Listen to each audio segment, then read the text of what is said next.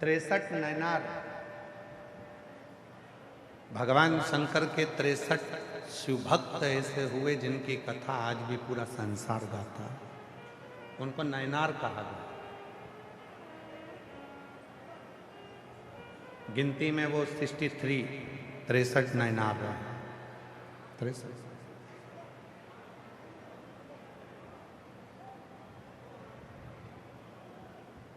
वो 63 नैनार है। और उन 63 नैनारों में एक अपर ऐसा नैनार है, ऐसा शिव जी का भक्त है जो अपना धर्म छोड़े और दूसरे धर्म में चले गए। पर दूसरे धर्म में जाने के बाद जब शरीर में रोग आ गया, शरीर में कष्ट आ गया, तो उस धर्म के लोगों ने उसको छोड़ दिया। शरीर अच्छा था तब तक रखा,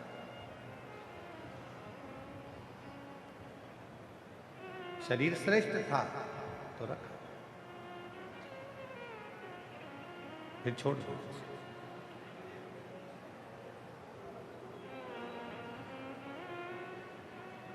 आखिरी में वो अपर नैनार को लगा कि मेरी एक ही बहन है, मरने से पहले मैं अपनी बहन से मिलता हूं। और वो नैनार अपनी बहन से मिलने के लिए गया। और बहन ने देखा कि ये बहुत बीमार है, रोग हो गया है, इसको दूसरे धर्म के लोगों ने लाकर यहाँ छोड़ दिया है, ये किसी काम का नहीं बचा। तब इसको यहाँ लाकर छोड़ा तो बहन ने कहा तुझे मरना ही तो है, तेरे प्राण छूटना ही तो है, एक काम कर, शिव जी के मंदिर में चल और एक लोटा जल चल।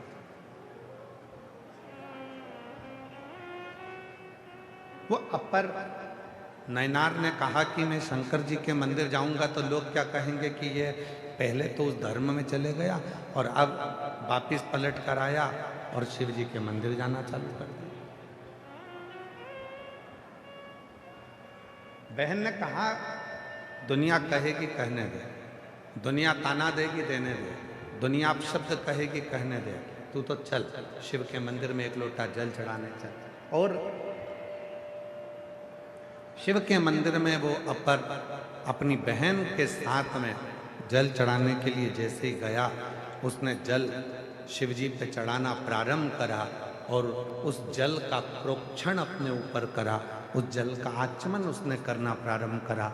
उसका पूरा शरीर ठीक हो गया। शरीर ठीक हुआ तो अब वो दूसरे धर्म के लोग, जिस धर्म में वो पहले चले गया था, उस धर्म के लोग उसको लेने के लिए आए। ठीक हो गया, चल हमारे साथ। नहीं गए, अब नहीं जाऊंगा।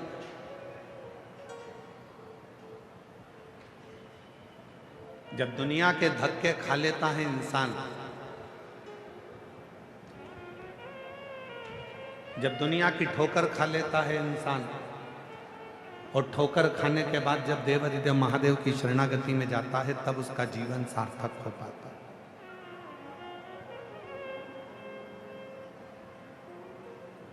और आप लोगों से निवेदन है, जब सारी दुनिया ने तुमको ठुकरा दिया, हर तरह से तुम हताश हो गए हो, हर तरह से तुम दुखी हो गए हो, तकलीफ में हो गए हो, और तुमको कोई सहारा दिखता नहीं हो, आसरा नहीं दिखता हो, तब आखिरी में मेरे महादेव को एक लोटा जल चढ़ाना प्रारंभ करना। सारी राहें तुम्हारे सामने खुलकर सारी।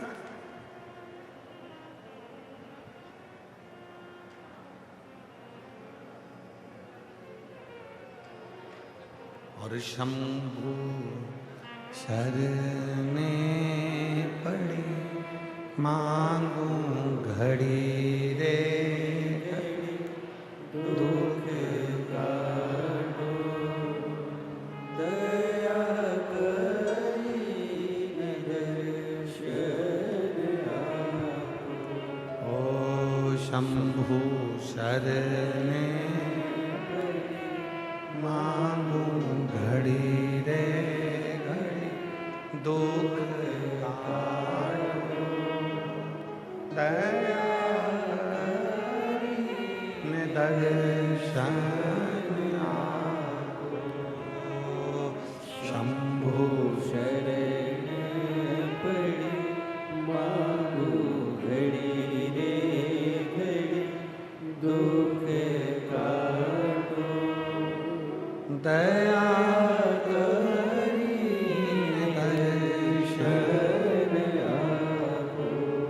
ये 63 जो शिव के भक्त हुए हैं, ये 63 जो भगवान शंकर के नयनार हुए हैं, ये 63 जो शिव के उपासक हुए हैं, इनकी कथा केवल कथा नहीं है, इनकी कथा हमारे जीवन में एक उद्देश्य, हमारे जीवन का एक लक्ष्य, हमारे जीवन की एक मंजिल निश्चित कर देती है, एक मंजिल निश्चित करती है।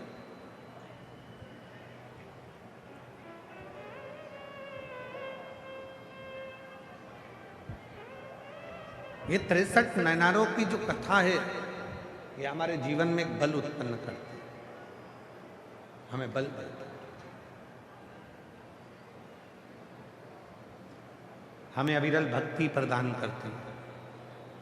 क्यों? ये मीराबाई की कथा, कनमाबाई की कथा, नामदेव जी की कथा, तुकाराम जी की कथा, रामकृष्ण परमहंस जी की कथा, श्री रामानंद स्वामी जी की कथा, निम्बाकाचार्य जी की कथा, श्रीमद् वल्लभाचार्य जी की कथा, ये जितने भी भारत की भूमि के जो संत हुए हैं, इनकी संतों की कथा हम क्यों सुनते,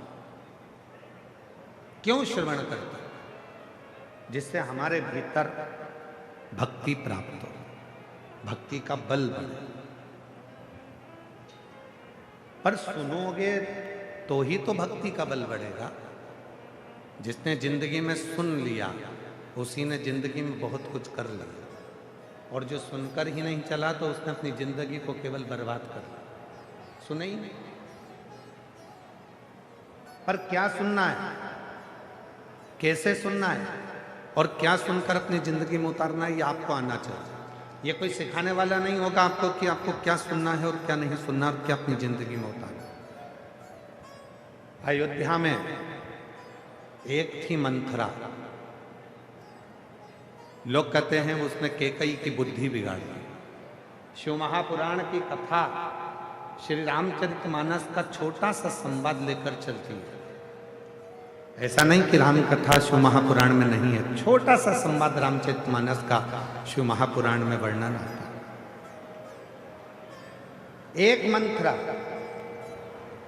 अयोध्या के राज्य को डिगाने के लिए मंथरा ने केवल कैकेयी के कान नहीं भरे, मंथरा सबसे पहले गई कौशल्या जी के पास। कौशल्या जी को अपशब्द कहे कैकेयी के बारे में, सुमित्रा के बारे में। जब कौशल्या जी के कानों में बात नहीं ठहरी, तब वो मंथरा गई सुमित्रा जी के पास।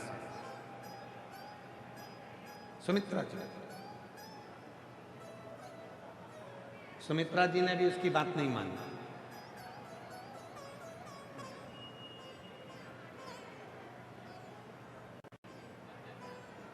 माता सुमित्रा भी उसकी बात नहीं मानी। तब वो मंथरा गई कैकेयी के पास में, और कैकेयी ने उसकी बात को माना। अब देखिए जरा, मंथरा पहले कौशल्या जी के पास गई, कौशल्या जी ने बात को नहीं माना। मंथरा फिर सुमित्रा जी के पास गई, सुमित्रा जी ने बात को,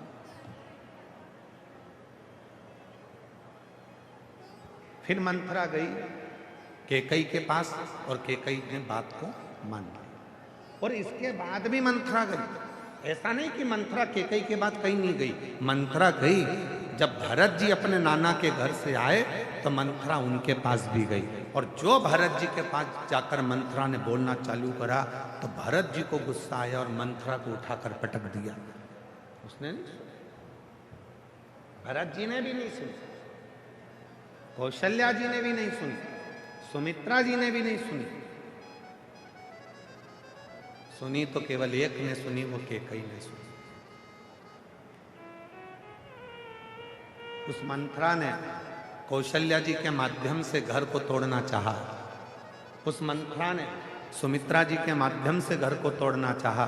उस मंथरा ने देख लिया कि जब कहीं काम नहीं चला तो कैकई के पास भी गई, वहाँ जाकर कान भरे, वहाँ जाकर थोड़ा सा कानों में जहर घोला और उसने घर को तोड़ दिया। शिव पुराण कहती है एक मंथरा वो घूमती ही रहती है, ऐसा नहीं है कि भीलवाड़ा में नहीं आई। एक मंथरा है वो घूमती रहती है, वो भीलवाड़ा भी आएगी। तुम्हारे घर में जितने सदस्य हैं, तुम्हारी सास है तो उसके पास भी जाएगी, जेठानी है तो उसके पास भी जाएगी, देवरानी है तो उसके पास भी जाएगी, और वो मंथरा तुम्हारे पास भी आएगी। अब मंथरा ये देखती है कि किसके माँ बाप के संस्कार कैसे हैं। कौशल्या जी के माता पिता के संस्कार समझ में आए, सुमित्रा जी के माता पिता के संस्कार समझ में आए, और कैकई जी के माता पिता के संस्कार सामने आए। वो मंथरा आई।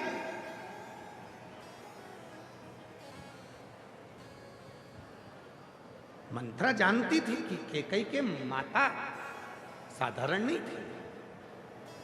आप सभी ने रामचरितमानस में स्मरण करा होगा, कैकई के पिताजी को, कैकई नरेश को एक वर था। कैकई नरेश को एक वर था, कोई पक्षी अगर आपस में बात करेंगे तो वो सुन लेते थे कि बात क्या कर रहा है। कोई पशु आपस में बात करते थे तो वो सुन लेते थे कि बात क्या कर रहा है। कोई जीव जंतु आपस में बात करते थे तो कैकई नरेश को मालूम पड़ जाता था कि बात क्या कर रहे हैं। ये वर कैकई नरेश को था, और कैकई नरेश को वर के साथ में एक और वचन था, कैकई नरेश तुम पक्षियों की बात सुन लोगे, तुम पशुओं की बात सुन लोगे, तुम जीव जंतु की बात सुन लोगे, पर तुमने अगर किसी को बता दिया कि ये पक्षी आपस में क्या बात कर रहे हैं, उसी दिन तुम्हारे प्राण छूट जाए, उस दिन तुम मर जाओ, तुम्हारे प्राण चले जाएंगे। कैकई नरेश ने वचन दे दिया कि मैं इस बात को किसी को नहीं बताऊंगा। कैकई नरेश आराम से रहने लगे। समय बीत गया। एक दिन अपनी पत्नी के साथ में कैकई नरेश माता कैकई की माता के साथ में कैकई नरेश अपनी पत्नी के साथ में भ्रमण को चले, और दो पक्षी आपस में बात कर रहे थे, और कैकई नरेश उनको सुनकर हंस दिया। तो कैकई की माता ने उनसे कहा, आप क्यों हंसे? पति ने कहा, ये दोनों पक्षियों की बात सुनकर हंसा। तुम बात जानते हो? हाँ। मुझे बताओ कि आखिर हंसे क्यों? कैकई नरेश ने कहा, मैं बता नहीं सकता, अगर मैंने तुझे बता दिया तो मैं अभी के अभी मर जाऊंगा। पत्नी कहती है, भले अब भी मर जाओ, पर तुम मुझे बताओ कि तुम हंसे क्यों, क्या बात करी पक्षियों ने? तो कैकई नरेश ने बहुत समझाया अपनी पत्नी को कि मैं बताऊंगा और मर जाऊंगा, पर कैकई नरेश की पत्नी ने जिद पकड़ ली कि भले मर जाओ पर तुम मुझे बताओ। तब कैकई नरेश ने दोनों पक्षियों की बात जैसे ही अपनी पत्नी को बताया, बताते से कैकई नरेश के प्राण छूट गए, मर गया। मंथरा जानती थी माता पिता के संस्कार एक ऐसे संस्कार होते हैं जो जीवन में हमेशा अपने भीतर रहते हैं। इसलिए मंथरा आएगी, तुम्हारे को भड़काने का प्रयास करेगी। बहू तुम्हारी गलत है, सास तुम्हारी गलत है, बेटा ऐसा है, बड़े बेटे ने ऐसा कर दिया, छोटे बेटे ने ऐसा कर दिया, उसने वैसा कर दिया, उसने वैसा कर दिया। ये मंथरा धीरे धीरे धीरे धीरे स्लो पॉइजन तुम्हारे कानों में देना प्रारंभ करेगी। और याद रखना, ये तुमने जो अगर मंथरा की बात को सुन लिया तो तुम्हारा घर टूट गया, फिर वो घर संभल नहीं पाया, फिर टूट कर ही रहता, टूट ही। अब कई लोग कहते हैं, गुरुजी मान लो कोई ने अगर हमारे कानों में आकर कुछ कह दिया और हमने सुन लिया और सुनकर हमारा घर टूट गया, तो उस घर को वापिस जोड़ना है तो क्या करना पड़ेगा? तो कितनी सुंदर बात कही है, लोहे को काटने के लिए लोहे का प्रयोग करना पड़ता, रोग को मिटाने के लिए दवाइयों का प्रयोग करना पड़ता। उसी तरह अगर तुम्हारा घर दूसरों के सुनने से बिगड़ा है तो तुम्हारा घर शिव महापुराण की कथा सुनने से सुधरना प्रारंभ हो जाए। सुनने से बिगड़ा, यदि घर सुनने से बिगड़ा है तो सुनने से ही सुधरेगा। दूसरे का कहना सुना, घर बिगड़ा। अब शिव पुराण सुनो, घर सुधरेगा, घर सुधरेगा। और ये बात केवल सहजता वाली विषय नहीं है कि रामचरितमानस, शिव महापुराण में जब भगवान शंकर का विवाह माता पार्वती जी के साथ हो रहा था, हिमालय राज ने पूरा साज सजाया था, बहुत सारे कलश लगाए थे, तोरण द्वार लगाए थे, मंडप लगाए थे, पूरा साज सजा हुआ था, पूरा संपूर्ण साज। शिव जी का विवाह पार्वती के साथ।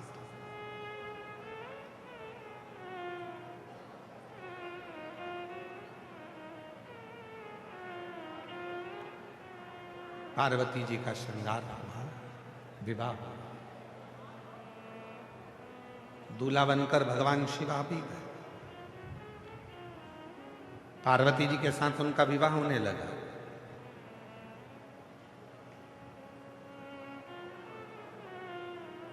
हम आपसे पूछते हैं, शादी के समय पर जितनी लड़की खुश दिखती है उतना लड़का खुश नहीं दिखता। तुम पूरी दुनिया के दूल्हा और दुल्हन को देख लेना। और बल्कि स्टेज पर अगर लड़की ज्यादा खुश दिखती है तो पति का मुंह देखकर बेचारी वो भी मुसद्दी लाल हो जाती है, एकदम चुप। ज्यादा हंसूंगी, मुस्कुराऊंगी, अपनी बहनों से बात करूंगी, सहेलियों से बात करूंगी, इनका मुंह मेंढक की तरह लटका हुआ है तो मुझे भी ऐसे ही करना पड़ेगा। बोल चेहरा उतरा है।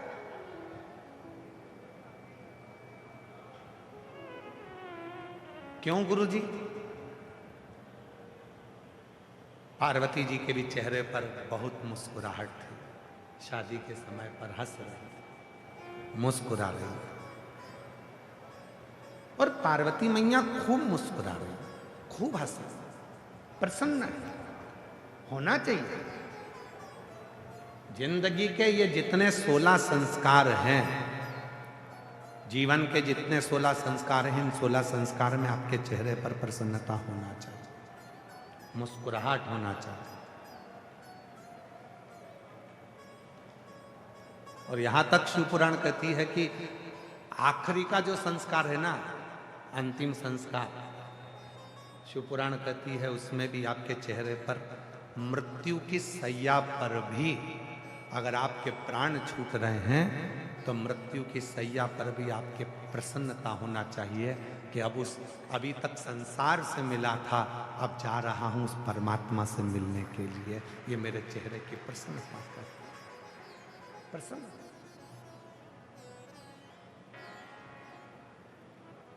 पार्वती जी ने देखा कि शिव जी के चेहरे पर प्रसन्नता नहीं।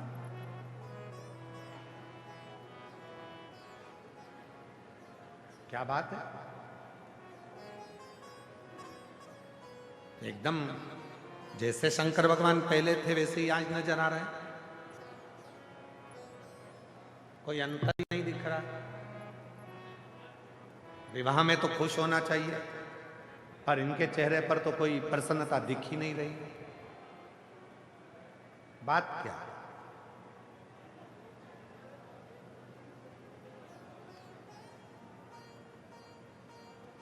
पार्वती जी ने धीरे से घूंघट की ओट में शिव जी से पूछा, क्या बात है प्रभु, आपकी हमसे शादी हो रही है, हमारी आपसे शादी हो रही है। मेरे पिता हिमालय राज कन्यादान करने के लिए बैठे हैं, मेरी मां मेनावती भी कन्यादान करने के लिए बैठी है, और आपके चेहरे पर प्रसन्नता नहीं, आप मुस्कुरा नहीं है।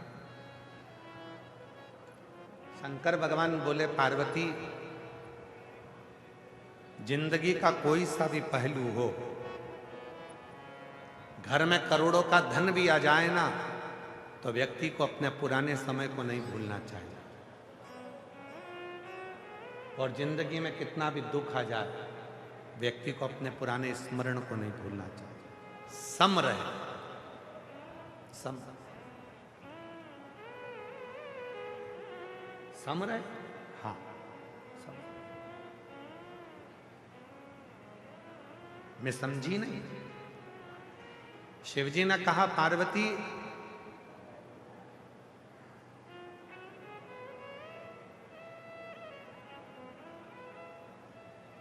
जब तक लड़के का विवाह नहीं होता तब तक वो 2 पांव वाला रहता है।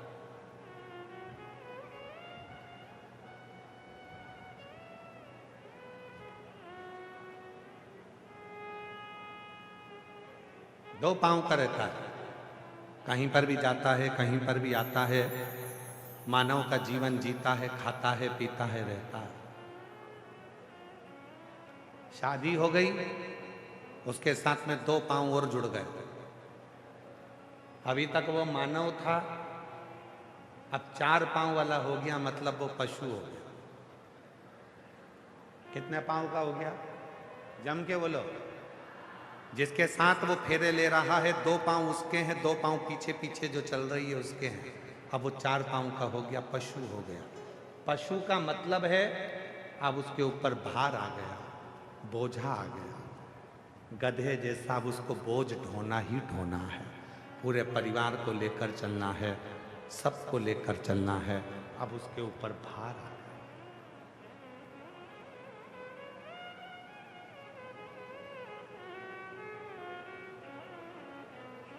पशु बन गए।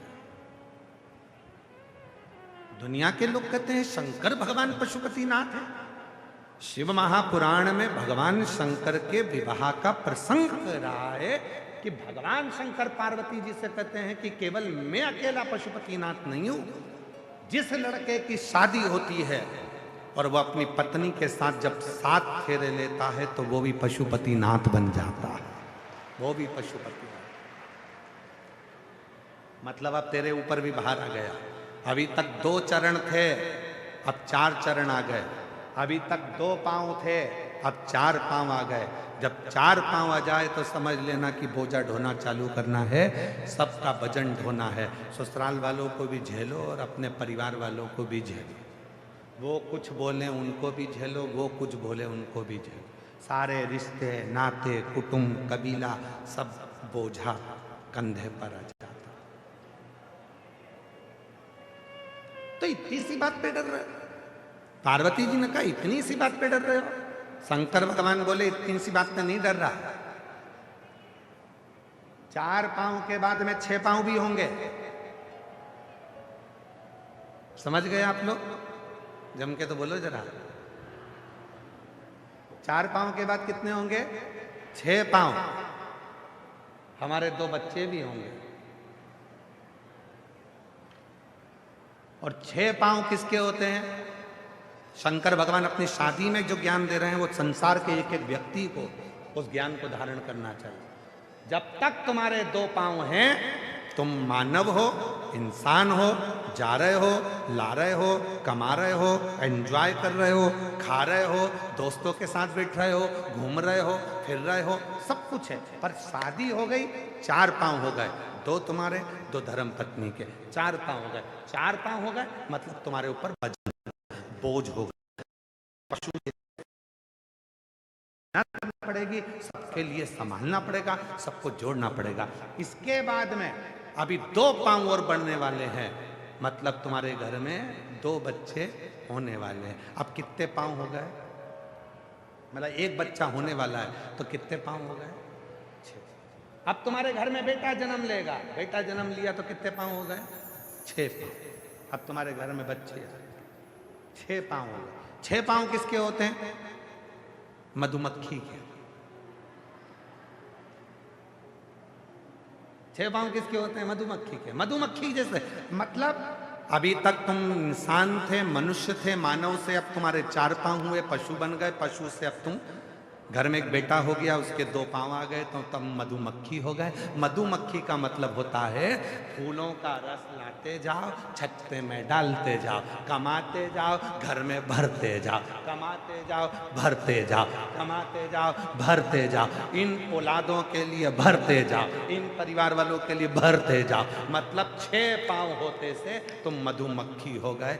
भरते जाओ, भरते जाओ, भरते जाओ। अब 6 पांव के बाद 2 पांव और आने वाले हैं, बहुरानी। 6 पांव के बाद में 2 पांव और आने वाले हैं। अब कितने हो जाएंगे? जम के बोलो 8 पांव। शंकर जी कह रहे हैं अपने विवाह में पार्वती जी को एक समय ऐसा आएगा कि 8 पांव हो जाएंगे, बहू घर में आ जाएगी। 8 पांव किसके होते हैं? मकड़ी के। 8 पांव किसके होते हैं? मकड़ी के।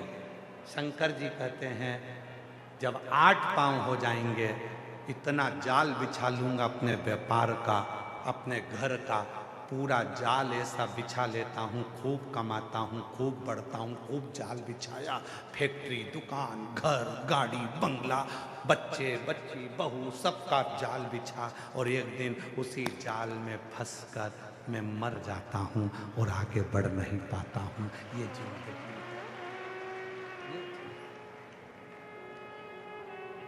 अब बता पार्वती, शादी में मुस्कुराऊं कि एक जैसा रहे? अब बोलो बोलो, मुस्कुराऊं? वजन बड़ा, वजन परिवार बड़ा तो कमा कमा कर लाना पड़ेगा, देना पड़ेगा। इसलिए शिव जी की कथा कहती है शंकर भगवान सम है, इसलिए उनका नाम है समेश्वर महादेव। शिव सम, समेश्वर, एक जैसे रहते हैं।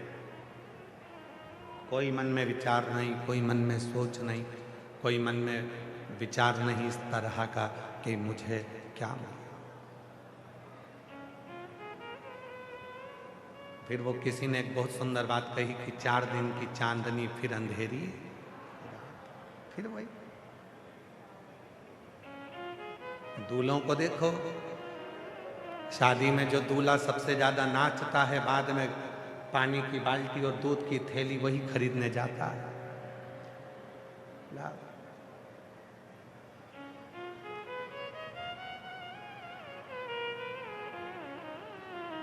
इसीलिए शादी के समय पर रात्रि के 9 बजे से लेकर 11 बजे तक ढोलक पीट पीट के माताएं जी गाती है, बना तुम मुंबई जाना जी, बना जी लहंगा लाना जी, बनी फिर पहन के आएगी, बनी फिर यूं इठलाएगी, बनी फिर यूं फरमाएगी, तुम्हारा झुमका गिरा रे। फिर वो करो क्यों? कठिन।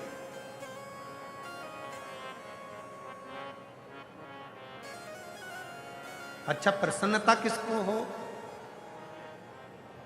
प्रसन्नता किसको हो? जिसका पहला ब्याह हो रहा हो। तो पार्वती जी को प्रसन्नता हो रही है कि मेरा पहला विवाह है। शिव जी को काय की प्रसन्नता? उनको मालूम है कि मेरी 50 तो पहले चली गई है, ये तो 51 भी है।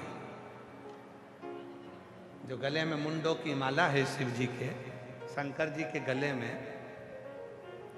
2 मुंड माला होती है। कभी आप लोग महाकाल राजा का दर्शन करेंगे, विश्वनाथ जी का दर्शन करेंगे, तो 2 मुंडमाला मेरे शंकर भगवान को पहनाई जाती है। एक मुंडमाला में गले में हड्डियों की मुंडमाला होती है, खोपड़ी खोपड़ी, आप लोगों ने दर्शन करा हो। दूसरी मुंडमाला में मुंडों में मूंछ होती है, जो मुंड है उसके अंदर मूंछ होती है। 2 मुंडमाला भगवान शंकर के गले में होती है। एक हड्डियों की, वो हड्डियों की जो मुंडमाला होती है वो पार्वती जी जो पूर्व में अपने शरीर को त्याग चुकी थी 50 बार, उनकी वो मुंडों की माला शिव धारण करते हैं। सती, गौरा, उमा, कात्यायनी, कुष्मांडा, स्कंदा, बगला, मातंगी, धूमा, ऐसी माता पार्वती जी के जो स्वरूप पहले हो चुके हैं, उसकी कमला, मातंगी, और शिवजी के गले में जो मूंछ वाले मुंडों की माला है, वो शिवजी के गले में वो राहु के मुंड है जो शंकर भगवान धारण कर, राहु के मुंड। तो जिसकी पहली शादी हो रही हो प्रसन्न वो हो। तुम खुद देखो, शादी में जितना दूल्हा प्रसन्न दिखता है, जितनी दुल्हन प्रसन्न दिखती है,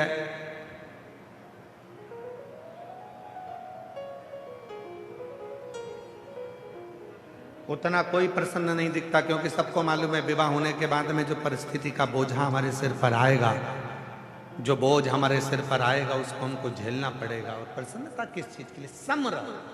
समता के भाव, उसमें कोई भेद नहीं है, समता का।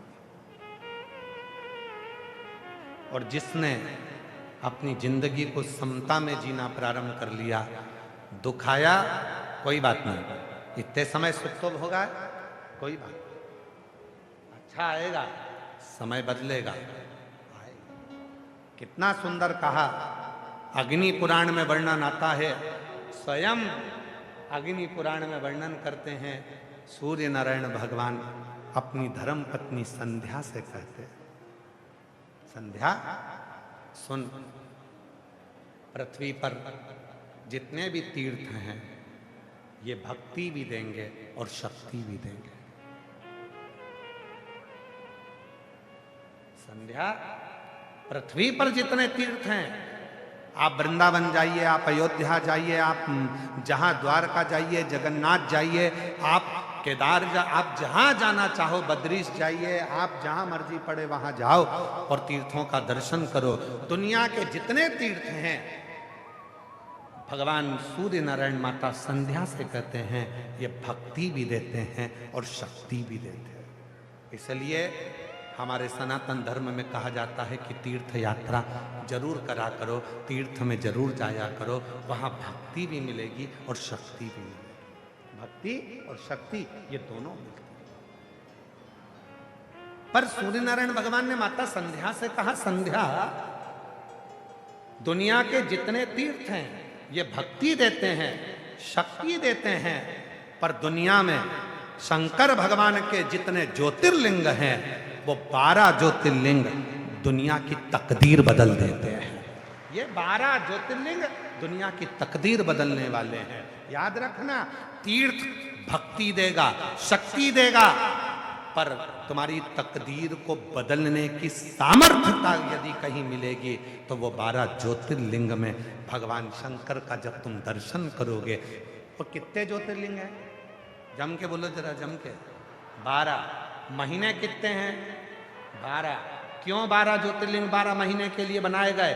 भगवान शंकर का ये चरित्र स्वयं सूर्य नारायण भगवान अग्नि पुराण के अंतर्गत वर्णन करते हैं। सूर्य नारायण भगवान का उपदेश देते हुए संध्या से कहते हैं, संध्या, ये 12 महीने के 12 ज्योतिर्लिंग बनाए गए हैं। तुम्हारा जो महीना बेकार चल रहा हो, जिस महीने में तुम टूट कर गिर चुके हो, उस महीने में एक ज्योतिर्लिंग में जाकर एक रात्रि का विश्राम कर कर, दर्शन कर कर, शिखर दर्शन कर कर अपने नक्षत्र को, अपने ग्रह को, अपने विचारों को बदल दो।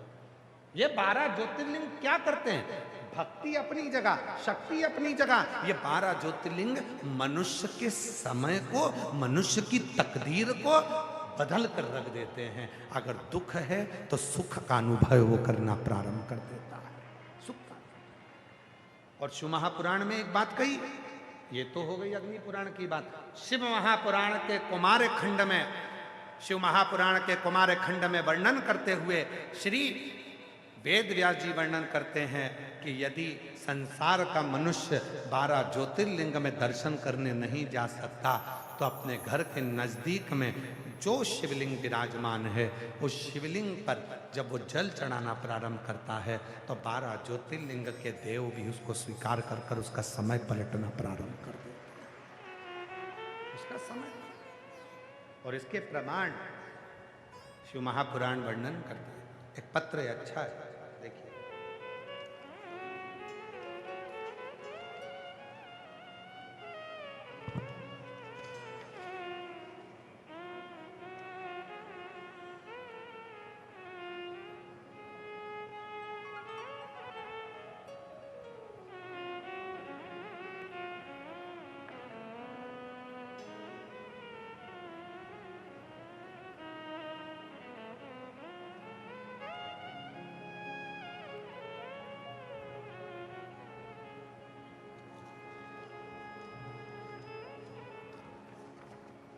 देखिए पत्र में, मेरा नाम बीना यादव है, मेरा मोबाइल नंबर ये है, मैं भीलवाड़ा चंद्रशेखर में रहती हूँ। कहीं बैठी हो बीना जी यादव, अगर कहीं बैठी हो तो हाथ हिला सकती हैं, और कहीं बैठी हो तो आ सकती हैं।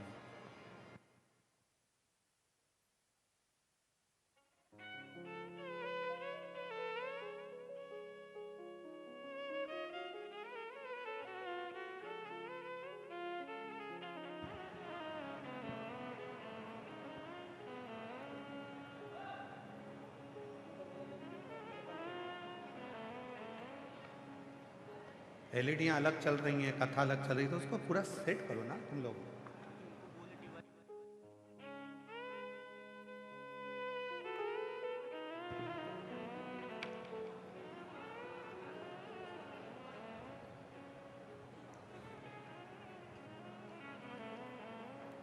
मेरा नाम बीना यादव है, मेरा मोबाइल नंबर ये है, कहीं बीना यादव जी बैठी हो तो हाथ हिला सकती है। कहीं बैठी हो तो अपना हाथ हिलाएंगे, और अगर बैठी हो तो कथा के पंडाल में आप बैठे हो तो आ जाएं, और एक बेलपत्र लेकर जाएं महाराज। मेरा नाम बीना यादव है, मेरा मोबाइल नंबर ये है, मैं भीलवाड़ा चंद्रशेखर में रहती हूँ। पत्र को आप लोग एलईडी पर पढ़ सकते हैं, एलईडीओं पे पत्र चल रहे होंगे। मैं 2018 से आपकी कथा सुन रही हूँ। मेरे भोले बाबा ने मेरे जीवन को ही बदल दिया। गुरुदेव, एक लोटे जल का मैं क्या वर्णन करूं। मेरा बेटा हिमांशु यादव जो पीजी की तैयारी कर रहा था, 2024 में उसने पीजी का पेपर दिया।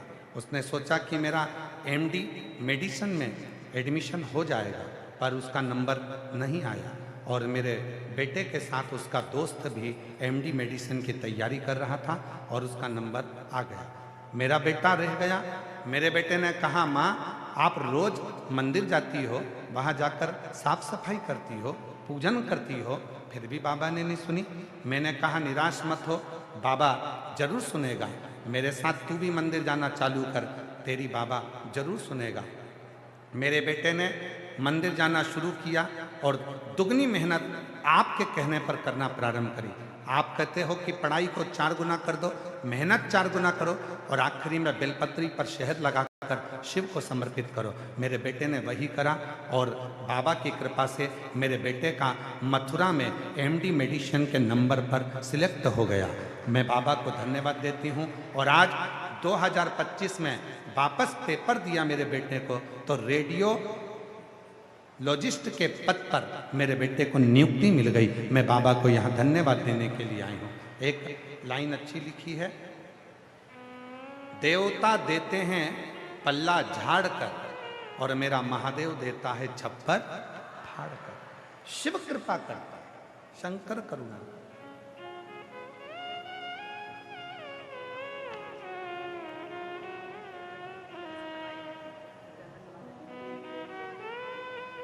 हमारा जो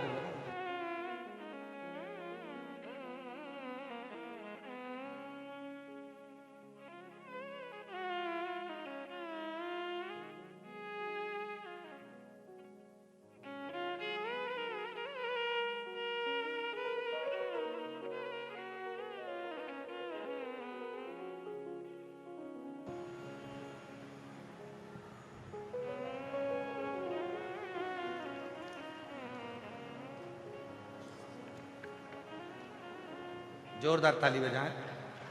बाबा की कृपा, शिव तत्व। एक लाइन और बड़ी सुंदर है, तेरे दरबार की बाबा निराली शान, तुझे देते नहीं देखा, पर झोली भरी देखी, मुख दुनिया मोड़े बाबा तू, मुख दुनिया मोड़े बाबा तू, मेरी लगी परी थी बाबा तू मेरी लगी परिधीनो बाबा तू शिव के प्रति तुम्हारा विश्वास है, आए हो, भरोसा प्रबल रहना चाहिए, विश्वास दृढ़ रहना चाहिए। जब विश्वास दृढ़ होगा, भरोसा प्रबल रहेगा, तो जीवन अपने आप सार्थक होगा। अपने जहां भरोसा ही नहीं है, विश्वास ही नहीं है, वहां शिव नहीं। शिव शिव को पाना है तो भरोसा होना चाहिए।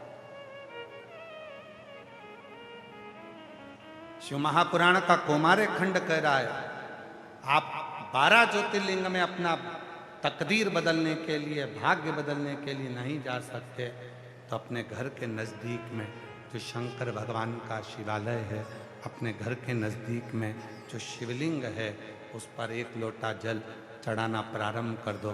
धीरे धीरे तुम्हारी तकदीर बदलना प्रारंभ हो जाएगी। भाग्य याद रखिए, आज का जमाना बहुत दिखावे का है। ना किसी आडंबर में जाना है, ना किसी पाखंड में जाना है, ना किसी ढोंग ढकोसले में पड़ना है। अगर पढ़ना है तो केवल शिव के एक लोटे जल में पढ़ना है और अपनी जिंदगी को संवार लेना है। कुछ नहीं है। पहले शिव महापुराण की कथा में वर्णन किया, माता कौशल्या जी ने राम जी के लिए शंकर भगवान से पूछा था कि मेरे बेटे का भाग्य क्या बोलता है। जब शिव जी आए थे राम जी का दर्शन करने के लिए, तब भाग्य पूछा गया, मेरे बेटे का भाग्य क्या बोलता है, किस्मत क्या बोलता है, क्या भाग्य बोल रहा है।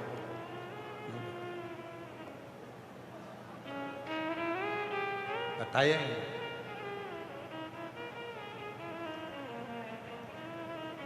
स्वयं यशोदा जी ने भी पूछा था कि मेरे बेटे का भाग्य बताओ, शिव जी से सामने खड़े होकर, हे बाबा मेरे बेटे का भाग्य बता। नहीं, भाग्य नहीं, भाग्य बताया है।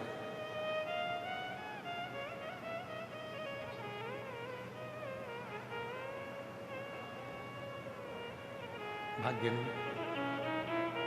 शिव जी ने मना कर दिया कि मैं किसी का भाग्य नहीं बताता। पर आज के जमाने में, इस कली काल में, आज के समय की स्थिति ये हो गई कि दुनिया में इतने सारे भाग्य बताने वाले हो गए, इतने भाग्य बताने वाले हो गए, और दुनिया के लोग भी ऐसे हो गए जो उनके पास जाकर भाग्य पूछते हैं। शिव पुराण कहती है, जब स्वयं शंकर भगवान पहली बार प्रथम वैष्णव थे, शिव राम जी का दर्शन करने गए थे, कौशल्या जी ने कहा था मेरे बेटे राम का भाग्य बताओ। शिव जी ने कह दिया मैं भाग्य नहीं बताता। यशोदा जी ने कहा मेरे कृष्ण का भाग्य बताओ। शंकर जी ने कहा मैं भाग्य नहीं बताता। तो फिर संसार के लोग कैसे हो गए जो दुनिया का भाग्य बता देते हैं। महाराज शंकर की कथा कहती है दुनिया से भाग्य मत पूछो, शंकर के पास जाकर एक लोटा जल चढ़ाना प्रारंभ करो, भाग्य बदलना प्रारंभ हो जाएगा।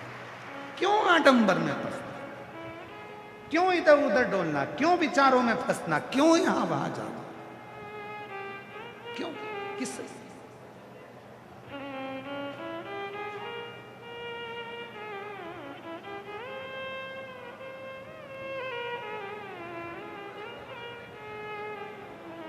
और अंत समय प्रभु आना पड़े।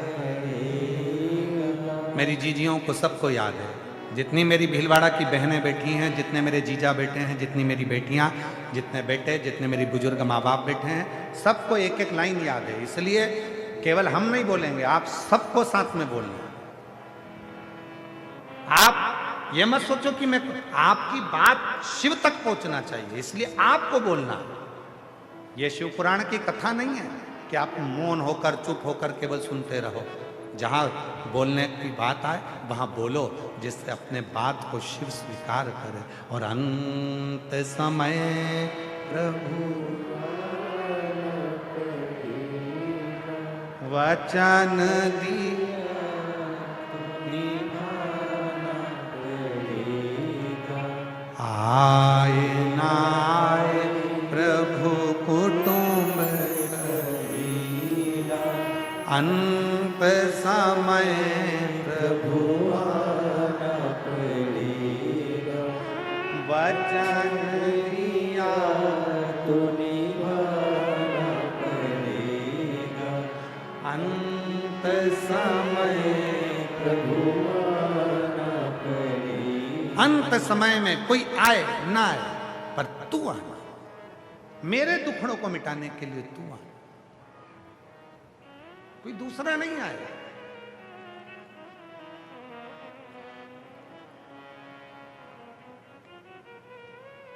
रोज हमें प्रतिदिन महंत श्री बाबू गिरी जी महाराज, हम जहाँ ठहरे हुए हैं, इनका बड़ा आत्मीय प्रेम है, बड़ी सरलता।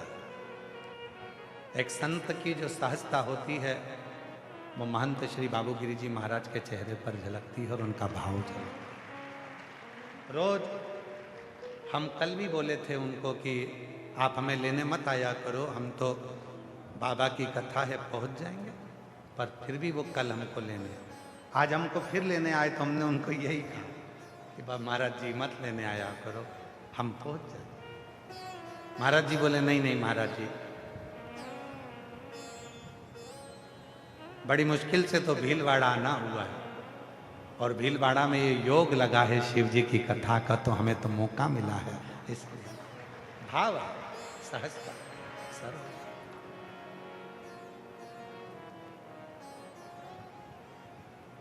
बस यही सरलता शिव के करीब में लेकर जाती है, यही सरलता शिव तत्व तक लेकर।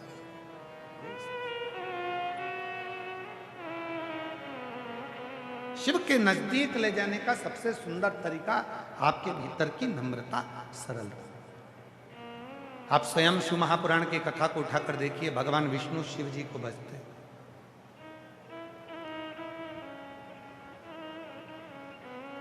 और एक बार भगवान ब्रह्मा जी के मन में संशय उत्पन्न हो गया,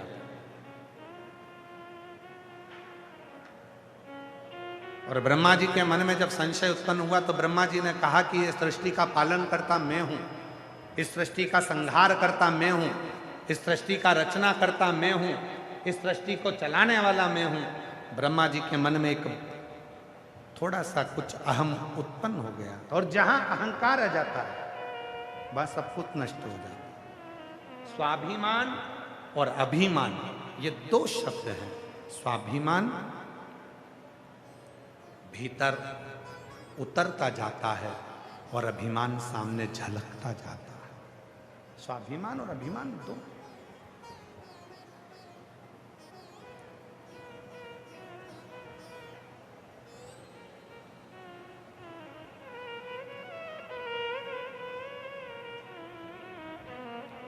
जिसने अभिमान का त्याग कर दिया, अहंकार जहां गया, अभिमान जहां गया, पर ब्रह्मा जी के भीतर तो ये अहम उत्पन्न हो गया था।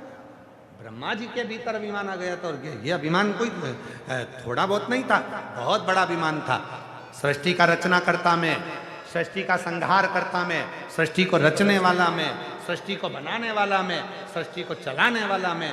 तब भगवान विष्णु को बुरा लग गया कि सब कुछ ब्रह्मा तुम कहते हो कि मैं कर रहा हूं। तो इतने में ब्रह्मा जी को लगा कि भगवान विष्णु कहेंगे कि सृष्टि को मैं रच रहा हूं, भगवान विष्णु कहेंगे सृष्टि को मैं चला रहा हूं, भगवान विष्णु कहेंगे सृष्टि की रचना करता मैं हूं।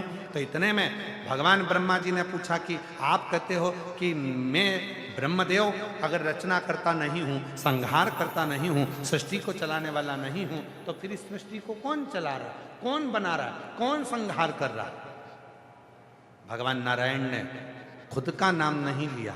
भगवान नारायण ने कहा इस सृष्टि का यदि कोई रचना करता, कोई संहार करता, कोई चलाने वाला यदि है तो वो केवल एक देव अधिदेव महादेव हैं, इसके सिवाय कोई नहीं। शिव।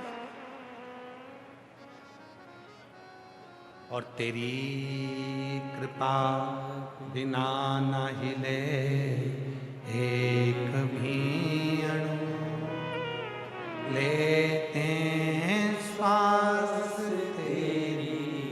कृपा से तनु बखान क्या करूं मैं, राखूं के ढेर का चपटी भभूत में खजाना। यहाँ कोई दूसरा नहीं है जो सृष्टि को चला रहा है। भगवान विष्णु ने कहा यदि कोई सृष्टि चला रहा है तो शिव, यदि कोई सृष्टि को बना रहा है तो शिव, और यदि कोई सृष्टि का संहार करता है तो शिव है, इसके सिवाय कुछ नहीं। ब्रह्मा जी की बुद्धि में ये बात नहीं बैठी। एक बार ब्रह्मा जी के लिए भगवान शंकर ने पूरी लीला रची, पूरी लीला। शंकर भगवान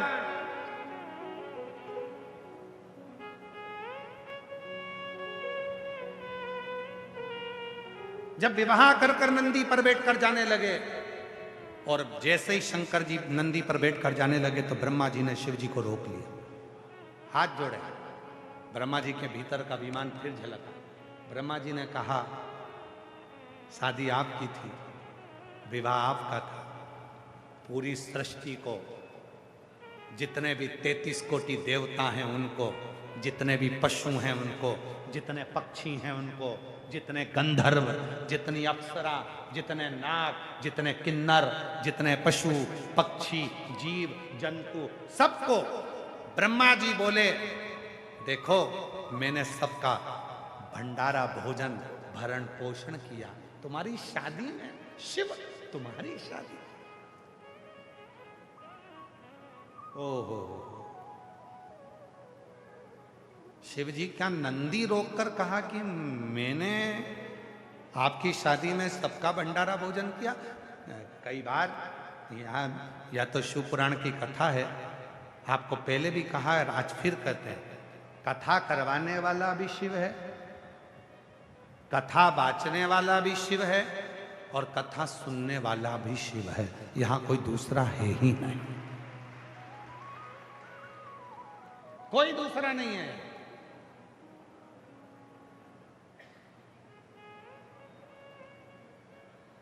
कोई पिछले जन्म के अच्छे कर्म मुझे बाबा तेरा साथ मिला।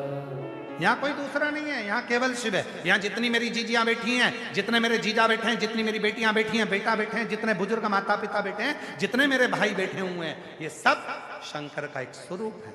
और कथा करवा कौन रहा है?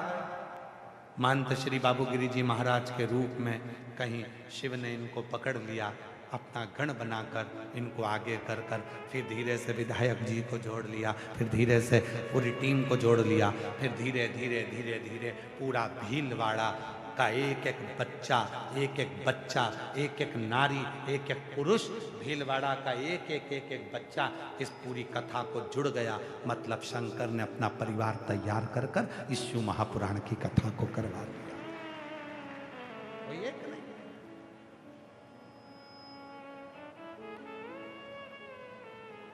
प्रभु आपकी कृपा से सब काम हो रहा है, करते हो भोले बाबा मेरा नाम हो रहा है, करते हो भोले बाबा मेरा नाम हो रहा है, भोले आपकी कृपा से सब काम हो रहा है, भोले आपकी कृपा से सब काम हो रहा है। यहाँ कोई दूसरा नहीं कर रहा, करने वाला केवल शिव है, कथा करवाने वाला भी शिव, कथा वाचने वाला भी शिव, और कथा सुनने वाला भी शिव। पर ब्रह्मा जी के मुख से शिव जी शादी कर कर जा रहा है, पार्वती मैया बैठी है नंदी पर, और ब्रह्मा जी रथ रोक कर कह रहे हैं मुझे कुछ कहना है आपसे।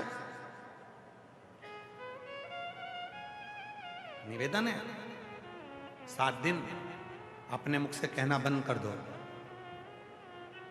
कि मैं गुरुजी भंडारे की व्यवस्था मैं देख रहा हूं, ऐसा जोरदार भंडारा करूंगा, ऐसा जोरदार करूंगा। नहीं नहीं नहीं, तुम नहीं कर सकते। तुम घर में आए हुए 4 लोगों को पानी नहीं पिला सकते, भंडारा क्या खाक करोगे? तुम नहीं कर, ये मत बोलना कि भंडारा मैं कर, तुम ये बोलो शिवजी का भंडारा शिवजी चला रहे हैं, कहां से आ रहा है, कौन खा रहा है और कौन खिला रहा है मालूम ही नहीं पड़ रहा। हमारी सामर्थ्यता नहीं है।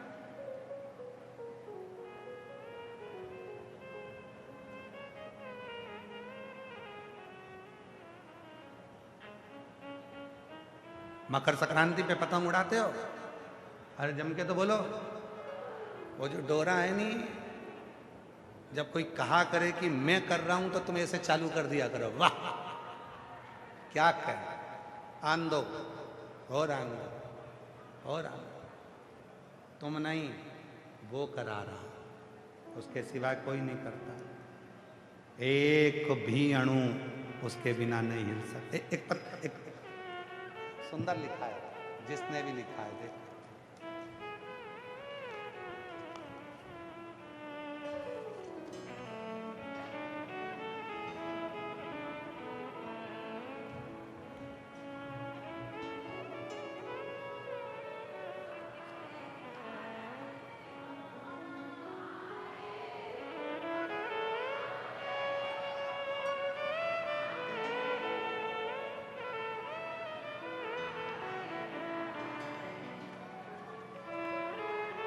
मैं बिमला साहू, जिला राजसमंद, राजस्थान की निवासी हूँ। कहीं बैठी हों तो हाथ हिला सकती हैं। आप ही हैं? आ जाइए, एक बार वापस हाथ हिला दो। हाँ आ जाइए।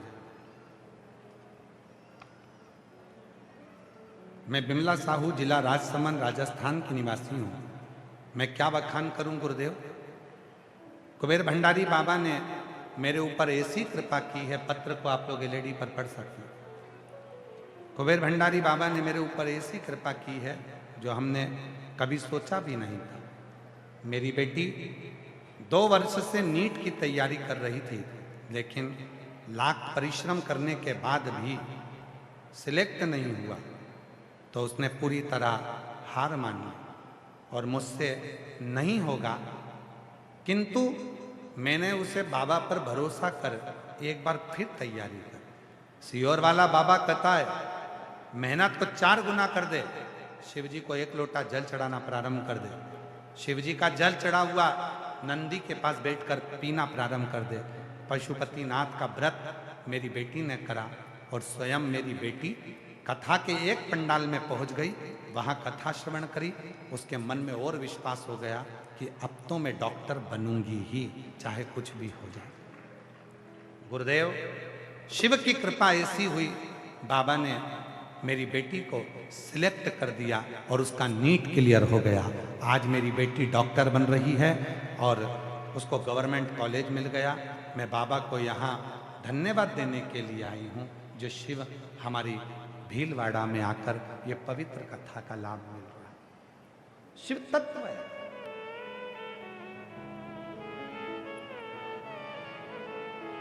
इस पत्र से मिलता है कि जिस दिन आपको ऐसा लगने लगे कि मैं पढ़ाई कर रही हूं, मैं कर रहा हूं, उस दिन शंकर को 1 लोटा जल चढ़ाना और अपने अंदर ये विश्वास उत्पन्न करना कि अब मैं अकेली नहीं हूं। मेरी उस पढ़ाई में, मेरी उस एजुकेशन में मेरा महादेव भी मेरा साथ देगा, तो तुम आगे निकल जाए। सफल,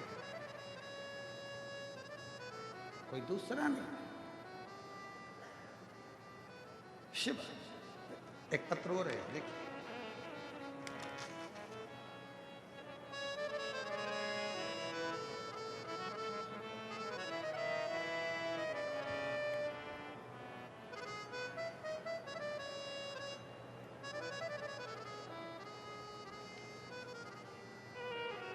रेणु ब्रजमोहन सोमानी, कहीं बैठी हो तो हाथ हिला सकते हैं।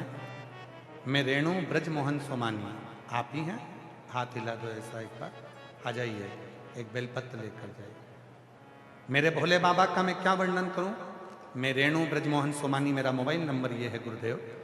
मैं गोल प्याऊ चोर गोल प्याऊ चुराया, भीलवाड़ा की रहने वाली हूँ।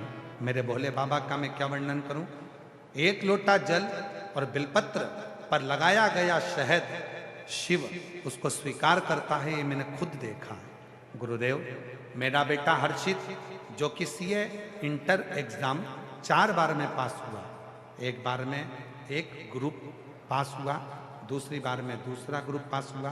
बेटा रोज शिव मंदिर जल चढ़ाने जाता है, मेहनत पूरी करता है, एग्जाम दिया और बिलपत्र पर शहद लगाकर चढ़ाने का परिणाम ये हुआ कि मेरा बेटा सीए फाइनल का एग्जाम बाबा की कृपा से एक ही बार में उसने निकाल लिया। गुरुदेव, उसके बाद मेरे बेटे ने FRM एग्जाम भी पास कर लिया।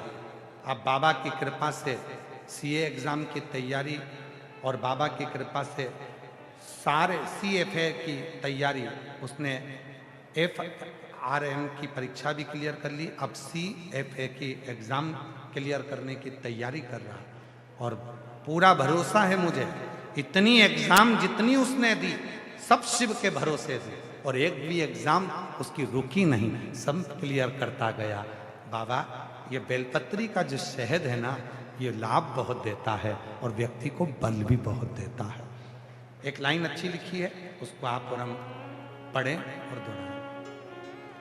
तेरे दरबार की बाबा निराली शान देखी है, तुझे देते नहीं देखा पर झोली भरी देखी है, मुख दुनिया मोड़ेगी बाबा तू मुखड़ाना मोड़ी, मेरी लगी परी तीनों बाबा तू वेला। एक विश्वास, आप कहना बंद कर दो कि मैं कर रहा हूं। घर तुम नहीं चला रहे, शिव चला रहा है। परिवार तुम नहीं चला रहे, शिव चला रहा है। इसीलिए आप लोगों से कहते हैं अपने घर के दरवाजे पर लिख दो श्री शिवाय नमस्तुभ्यं। ये घर मेरा नहीं है, शिव का है। अंदर जो आए श्री शिवाय नमस्तुभ्यं बोल कर आए, बाहर जो जाए श्री शिवाय नमस्तुभ्यं बोल कर जाए, तो जिंदगी में अपने आप सुख की राहें खुलती चली जाती हैं और घर में खुशियां आती चली जाती हैं, प्रसन्नता आती चली।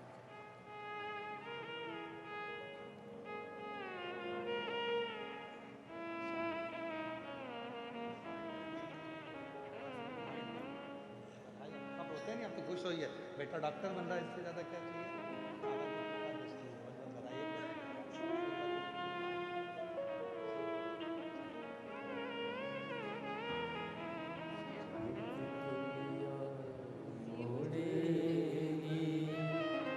बाबा तू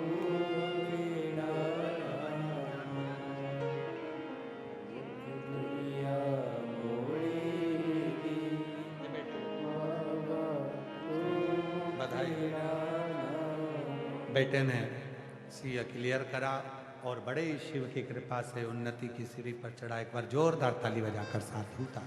शिव तत्व है जहां शिव है वहां पे ब्रह्मा जी ने कहा कि संसार के जितने भी सबका भरण पोषण मैं कर रहा हूं। 2 बार शिव जी ने ब्रह्मा जी को, 2 बार शंकर भगवान ने ब्रह्मदेव को समझा दिया था कि ये सब कुछ तुम नहीं, ये सब कुछ करने वाला तो कोई और। समझा? पर नहीं, ब्रह्मा समझ ही नहीं रहे, ब्रह्मदेव को समझ ही नहीं आया। ब्रह्मा जी ने विवाह में कहा कि ये सब कुछ मेरा भरण पोषण दिया हुआ है। शिव जी ने लीला रच दी।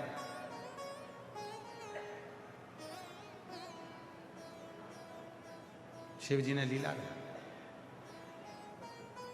अब धन्यवाद एलईडी वालों को, एक बार जोरदार ताली बजाओ एलईडी वालों के।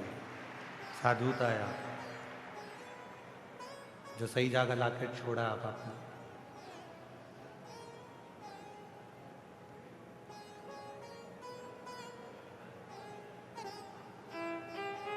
ब्रह्मा जी को सबक दे दिया शिव ने। एक बार सबक दिया ब्रह्मा जी को, भगवान नारायण ने कहा कि ये सब कुछ शिव कर रहे हैं, ब्रह्मा नहीं माने। मंथन करा एक पर्वत का, शिवलिंग प्रकट हुआ। शिवलिंग का चरण ढूंढने के लिए भगवान नारायण को भेज दिया और शीश ढूंढने ब्रह्मा जी चले। भगवान नारायण को चरण नहीं मिला, वापिस आ गए, क्योंकि उनको मालूम था कि शिव का चरण ढूंढना कठिन, बहुत कठिन। मेरी जीजियों, कभी भी शिव के मंदिर में जाना तो वहां जाकर ये मत सोचना कि शंकर जी का मुख इधर है कि इधर है कि इधर है कि इधर। समझिए, ये शिवलिंग है, ये जलाधारी है। कई लोगों का मन होता है कि शंकर का शिवलिंग इधर है, मैं इधर बैठकर पूजन करूं, मुख इधर है, मैं इधर बैठकर पूजन करूं, इधर है इधर बैठकर पूजन करूं, या इधर है इधर बैठकर पूजन करूं। शिव महापुराण की कथा कहती है स्वयं ब्रह्मा भी शंकर भगवान के शिवलिंग में उनका शीश नहीं ढूंढ पाए थे।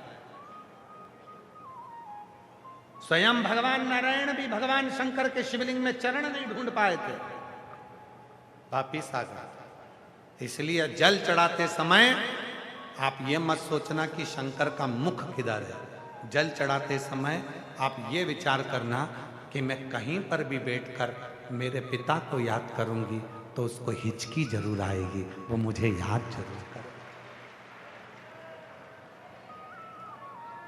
हिचकी जानते हो? हिचकी जानते हो कि नहीं जानते? वो जो हिचकी चलती है, तो जैसे ही हिचकी चली मेरी मम्मी याद कर रही है, हिचकी चली मेरे पापा याद कर रहे हैं, हिचकी चली मुझे वो याद कर रहा है। और एक हिचकी और होती है जो आखिरी में चलती है, निपट ही जाता है, पूरा याद कर लिया। इसीलिए हमने कथा में एक बार कहा था, कई लोगों को उस बात का बुरा भी लगा था, हमने कथा में कहा था कि भोलेनाथ जी से कहना है, भगवान से कहना, भगवान मैं आपको याद करती रहूं, ऐसी कृपा बनाकर रखना, आप मुझे याद मत करना। एक आध दिन आप याद कर लोगे तो मैं तो चली ही जाऊंगी, आप याद रखना, मैं आपको याद। तेरे मंदिर में आना मेरा काम है और मेरी बिगड़ी बनाना तेरा, इसलिए मैं याद करूंगा वो ठीक।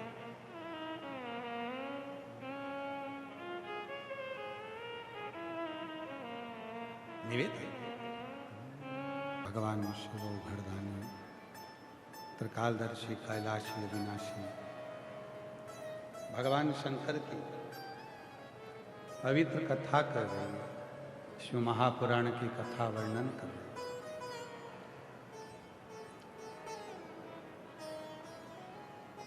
ब्रह्मा जी शीश ढूंढ ढूंढ कर थक गए, तब ब्रह्मदेव एक केतकी के पुष्प को और गौ माता को साथ में लेकर,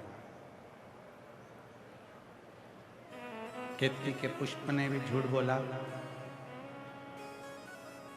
गौ माता ने भी झूठ बोल दिया,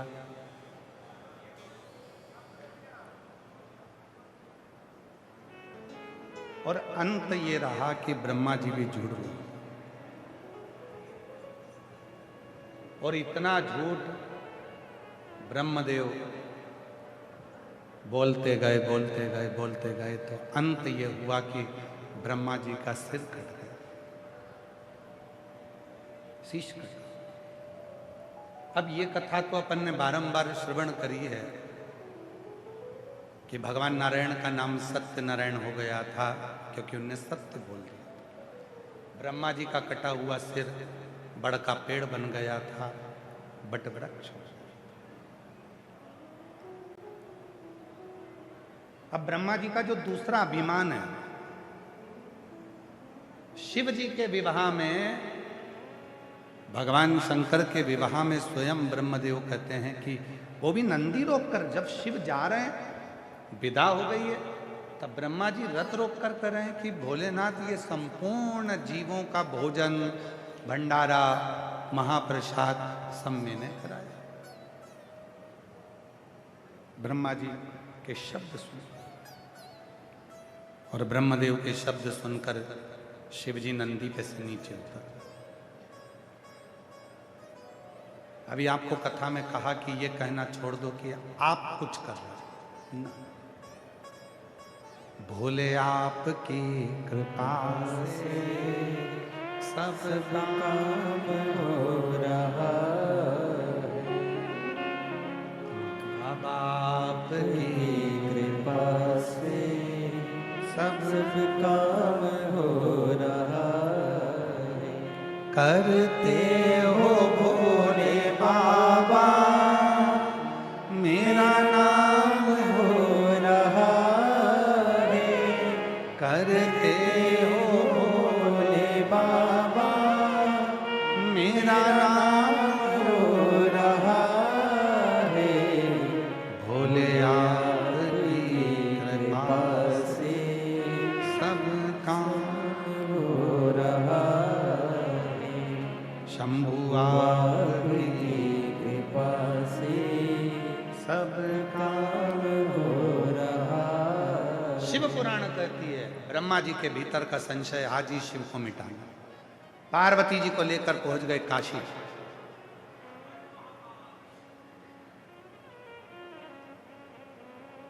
काशी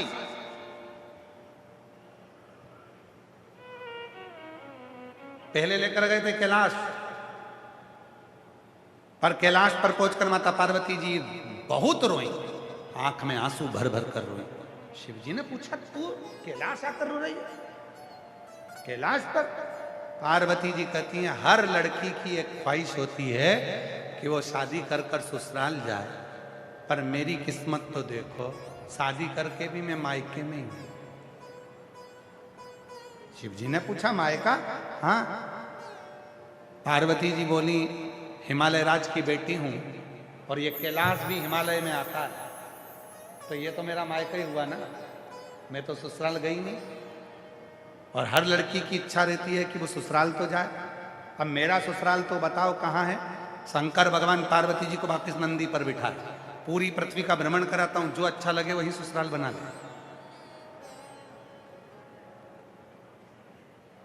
भीलवाड़ा भी आए थे शंकर भगवान, ऐसा नहीं कि शिव जी भीलवाड़ा नहीं आए थे, आए थे।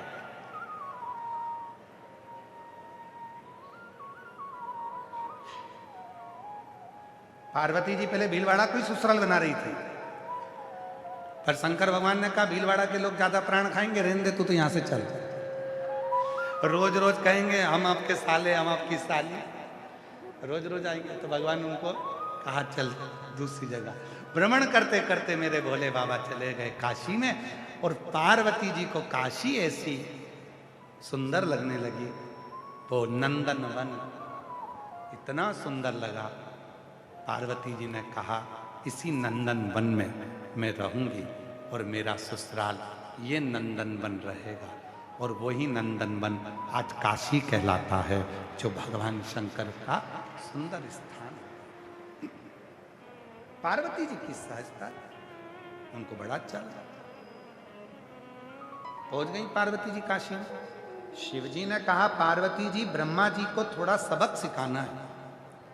पार्वती जी बोली शादी करके आए और अपन सबक सिखाएं अच्छी बात नहीं है, पर ब्रह्मा जी बोले कि मैंने सबको खिलाया, मैंने सबका भरण पोषण करा, सबको भोजन में ही करा रहा हूं, सबका पेट में ही भर रहा हूं, तो ब्रह्मा जी को दिखाना तो पड़ेगा। तब माता पार्वती जी और शिव जी ने लीला रच दी, और शंकर भगवान ने पूरी पृथ्वी का जो अन्न भाग था वो ओझल हो गया। जैसे ही ओझल हुआ, जीव जंतु पशु पक्षी सब भूखे प्यासे हो गए, भूख से बिलबिलाने लगे। तब ब्रह्मा जी के पास सूचना पहुंचाई, भगवान नारायण जाकर ब्रह्मा जी से कहो। उन्होंने कहा है कि सारी सृष्टि का भार मैं झेलता हूं, सारी सृष्टि का भरण पोषण में करता हूं, तो ब्रह्मा जी से जाकर कहो अब पूरी सृष्टि का भोजन ब्रह्मा जी कराए। पूरी सृष्टि का भोजन ब्रह्मा जी कराएंगे। ब्रह्मा जी ने तुरंत नेत्र बंद करे और सृष्टि के भोजन कराने के लिए उन्होंने अन्न को उत्पन्न करना प्रारंभ करा, पर अन्न तो उत्पन्न ही नहीं होता, ध्यान ही नहीं रहता। आए वीणा वादिनी ने कहा, सरस्वती मां ने, क्यों चिंता करते हो, शिव के पास जाओ, शंकर कुछ करे।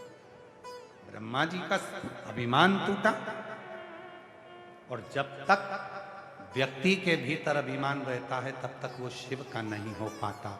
जब ब्रह्मा जी का अभिमान चले गया तब वो शिव की शरण में गए। शंकर जी ने कहा, ब्रह्मदेव चिंता मत करो, अब तो भरण पोषण अगर करेगी तो वो केवल अन्नपूर्णा मेरी धर्म पत्नी जगत जननी जगदम्बा ही कर सकती। भगवान शंकर ने पात्र लिया, मां अन्नपूर्णा के दरवाजे पर भिक्षा मांगी। माता भिक्षाम दे, माता भिक्षाम दे, माता भिक्षाम दे। जैसे ही बार बार माता कहा, पार्वती जी को तो क्रोध आ गया। क्या बोलते हो प्रभु, मैं तुम्हारी अर्धांगिनी, मैं तुम्हारी संगनी, और तुम मुझे माता कहकर पुकार रहे हो। आज आप मुझे माता कह रहे हो। भगवान शंकर ने कहा, पार्वती एक बात सुन,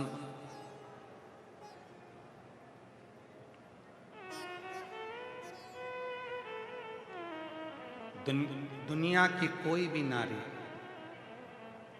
दुनिया की कोई भी स्त्री जब अपने पति को भोजन कराती है, उस समय पर वो पत्नी नहीं रहती, एक माता का रूप धारण कर लेती है, मातृत्व रूप धारण, मातृत्व। अन्नपूर्णे सदा पूर्णे शंकर प्राण वल्लभ है। वो एक जगत की कोई भी स्त्री, जगत की कोई भी नारी जब अपने पति को भोजन कराती है तो वो माता का स्वरूप धारण कर लेती है, वो मां हो जाती है। और जिस समय पति उसका कष्ट में होता है, तकलीफ में होता है, और उसके कष्ट का निवारण करने के लिए वो जब आगे बढ़ती है तो उसकी संगनी बनकर, चामुंडा बनकर टूट भी पड़ती है। और सुनो पार्वती, जब संसार के पुरुष के पास में, उसकी जेब में, उसकी हाथ में कोई धन नहीं होता, कोई रुपया नहीं होता, कोई कन्नी भी नहीं होती, तब घर की नारी माँ लक्ष्मी बनकर कहीं से भी लाकर उसके हाथ में कुछ रुपए दे देती है। वो स्वयं लक्ष्मी, स्वयं। एक स्त्री के कितने स्वरूप हैं, एक स्त्री के कितना भाव है। केवल एक वो घर में काम करे, और उसके बाद भी कई लोगों की आदत थी, कई पुरुष कह देते हैं, तो दिन भर घर में करती क्या है, देख मुझे, मैं दिन भर काम करता हूँ, ऑफिस जाता हूँ, काम करता हूँ, ये काम करता हूँ, वो काम करता हूँ, वो काम करता हूँ, तो दिन भर करती क्या है। मेरा तो कभी कभी मन होता है कि एक आध बार व्यासपीठ से कह दूं कि जब पति कहे कि तू दिन भर क्या करती है, तो सुबह से शाम तक मेरी माता से निवेदन करूं, मेरी जीजी से एक दिन कुछ मत कर पड़े, रोटी भी मत बना, कपड़े भी मत धो, बच्चों को भी मत संभाल, खेलने जाए तो खेलने जा, कुछ भी करें, घर में कुछ भी करें। और शाम को जब पति आए, पलंग पर देखे मिक्सचर पड़ा, सेव पड़ा, फ्रिज खुला पड़ा, बर्तन सारे मंजने के पड़े, बाथरूम में देखो तो गंदगी गंदगी, सोफे पे देखो तो अटाला पड़ा, ढेर सारे खिलौने पड़े, पूरा घर पूरा तहस नहस पड़ा, और पति एकदम अंदर आया ऑफिस से, दुकान से, और आते से सोचे कि मेरी पत्नी तो इतनी अच्छी है, आज इतना सारा फैलारा कैसे पड़ा है। तो अंदर जाकर बोले कि लीला, आज कैसी लीला, आज हुआ क्या है। और लीला कह दे कि तुम रोज कहते हो कि तू करती क्या है, तो आज देख लो मैं क्या करती।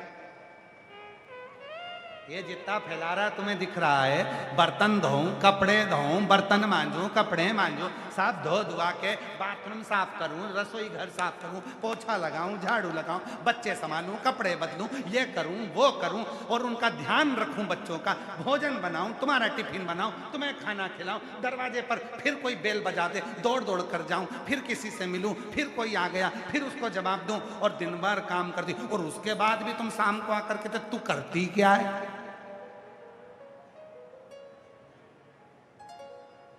तो करती क्या है? उसके बाद भी आकर बोले। तो अब तुम देख लो कि मैं क्या करता हूं। दूसरे दिन से पति बोलना बंद कर देगा कि तू करती क्या है। पति को मालूम पड़ जाएगा मुझसे ज्यादा तू करती है। मैं जो काम करता हूं कमा कर लेकर आता हूं, पर आधे से ज्यादा टेंशन तो तू झेल लेती है। इसलिए धर्म पत्नी अर्धांगिनी कहलाती है, साधारण नहीं हो। अभी अभी फिर वही बात आ गई, शंकर भगवान ने पार्वती जी को विवाह के समय पर ज्ञान उपदेश दिया और समझाया, जब तक शादी नहीं तब तक जम के बोलो कितने पांव? 2 पांव।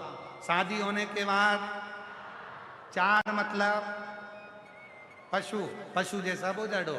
शादी होने के बाद 2 पांव और बढ़ गए, कितने हो गए? 6, मतलब एक बेटा शादी होने के बाद हो गया तो उसके 2 पांव बढ़ गए, 6 मतलब 6 पांव किसके? मधुमक्खी के। मतलब लाते जाओ रखते जाओ, लाते जाओ रखते जाओ, बच्चों को देते जाओ, कमाते जाओ, लाते जाओ। उसके बाद 6 के बाद में फिर घर में बहू आ गई, बेटे की शादी हो गई, कितने पांव? 8 मतलब 8 पैर किसके? मकड़ी के। मतलब मकड़ी जैसा जाल बिछाओ, फैक्ट्री, दुकान, काम, गाड़ी, बंगला, जमीन, जायदाद, और उसी को फैला फैला कर उसी में फंस जाओ और आखिरी में निपट जाओ। और फिर इतना बड़ा फोटो दीवार पे टंग जाए, उसमें प्लास्टिक के फूल की माला, और फिर लोग आएंगे, आलू में 2 अगरबत्ती लगी रहेगी, पुष्पांजलि होती रहेगी, और उसके बाद सब चले जाएंगे। नुक्ती सेव, बालूशाही, गुलाब जामुन खा के फिर फोटो दीवार पे चिपक जाएगा। फिर श्राद्ध में नीचे उतरेगा, श्राद्ध में उतर के कंडा जलाएंगे, उसमें घी शक्कर छोड़ेंगे, थोड़ी सी पूड़ी मल के तुम्हारे फोटो में चिपका देंगे। तुम साल भर मुस्कुराती रहोगी, खीर पूड़ी चिपकी रहेगी और साड़ी पे माला हिलती रहेगी। बस यही जिंदगी।